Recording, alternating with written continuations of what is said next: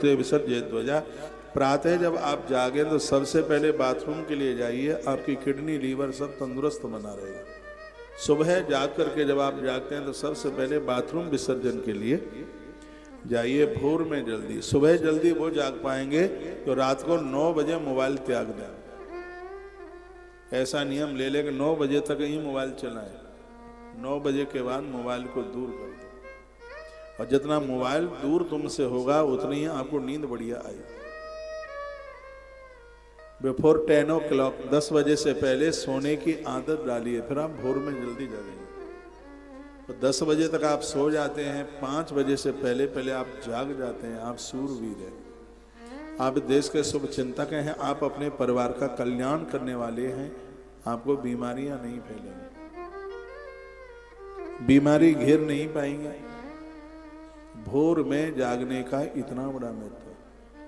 और मुझे विश्वास है कि संख्या में आप बैठे तो आप में से कुछ लोग ऐसे होंगे जो 9 साढ़े 9 बजे अपने मोबाइल को दूर रख देंगे।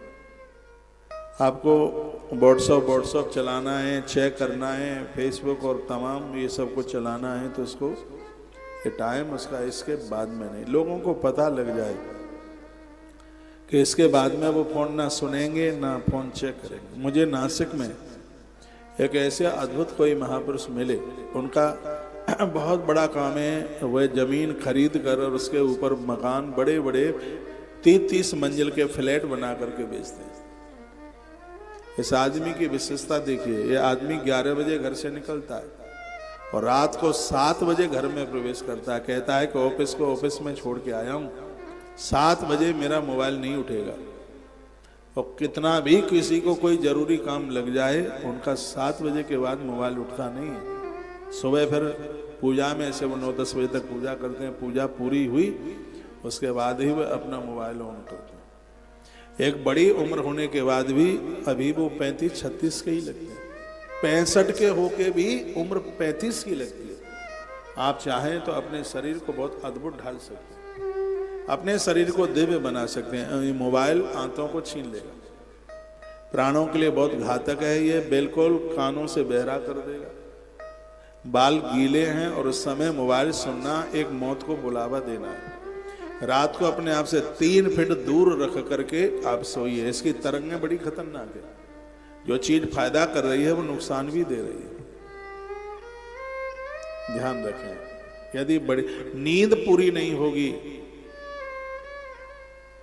आयु की संख्या कम हो जाएगी। नींद को पूरा कीजिए। तो यह वर्णन किया है, तत्काले तो समुत्थाय बिन्मूत्रे विसृजेत ध्वजा। कहते हैं कि भोर में जब आप जाग रहे हैं तो बाथरूम जाने के बाद फिर कुल्ला कीजिए, मुंह धोइए और उसके तत्सा ग्रहण दूरम ततो गत्वा ब्राह्मण प्रावतस्तथा। सुनिए, मल विसर्जन के लिए बेडरूम से दूर जाइए। लेकिन अब तो इस तरीके से मकान बनते हैं कि बाथरूम उसी में ही। और हम आपको जो ये बातें कह रहे हैं, सुनिए इधर देखिए, ये सिर्फ कहने के लिए नहीं, हम लोग तो इस पर चल रहे हैं। वृंदावन में मेरी कमरिया से बाथरूम बाहर है, इन सब बच्चों को मालूम है। बेडरूम से बाहर है बाथरूम। उस कक्ष को बड़ा अद्भुत माना गया है, उस कमरे को बड़ा अच्छा माना गया है, जिसमें बाथरूम वगैरह नहीं। बाथरूम तो बाहर ही होना चाहिए था। उदमुख समाविश्या प्रतिबंधे न्याद्यमुखा। सूर्य निकलने के पहले मलमूत्र विसर्जित कर रहे हैं तो दक्षिण की तरफ मुंह, और सूर्य निकलने के बाद में विसर्जित कर रहे हो तो उत्तर की तरफ मुंह होना चाहिए। ऐसा भी वर्णन किया गया। सप्तवा पंचवा त्रिता वर्णन किया गया है कि साबुन से हाथ साफ हो सकते हैं लेकिन शुद्ध नहीं हो सकते। हाथ शुद्ध तो मिट्टी से हो, रोज माटी नहीं लगा सकते क्योंकि आपके बाथरूम की मोरी चौक हो जाएगी। लेकिन जिस दिन आपने व्रत किया है, उपवास जिस दिन किया है, उस दिन अपने हाथों से मिट्टी जरूर लगाइए। माटी के बिना हाथों में पवित्रता नहीं है। जल देवान नमस्कृत्या मंत्रेण स्नान माचरेत। जीवन के 2 काम ऐसे हैं, एक काम बोलते हुए करो और एक काम मौन रह करके करो। वो दोनों काम कौन कौन से हैं? जिस समय भोजन कर रहे हो उस समय मौन रहिए, और जिस समय नहा रहे हो उस समय भगवान का नाम लीजिए। नहाते समय जिब्या से भगवत नाम और भोजन करते समय इसको चटका पीछे कनपटी ठोक दे।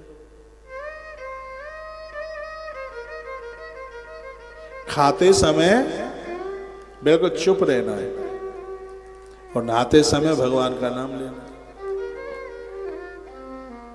फिल्म के गाने नहीं गाने हैं। श्री कृष्ण गोविंद हरे मुरारे हे नाथ नारायण वास्तव। मैं नहाते समय हनुमान चालीसा पढ़ता हूं। मुझे ऐसा लगता है मेरे 3.5 करोड़ रोमों से हनुमान जी मेरी बॉडी में प्रवेश कर गए। मैं हनुमान जी का पुजारी हूं। मेरा भाग्य है कि मैं बजरंगी का साधक हूं। चारों युग में ताप तुम्हारा, इनका तो प्रभाव चारों युगों में है भैया। सतयुग में नेमी सारण्य में प्रहलाद जी को ये मिले, त्रेता में राम जी के संग रहे, द्वापर में अर्जुन की ध्वजा के ऊपर बैठे हैं और कलयुग में बाबा तुलसीदास जी के सन्मुख दिखाई दिए। ऐसे हनुमान हैं जो चारों युगों में दिखाई। ऐसे बजरंगबली।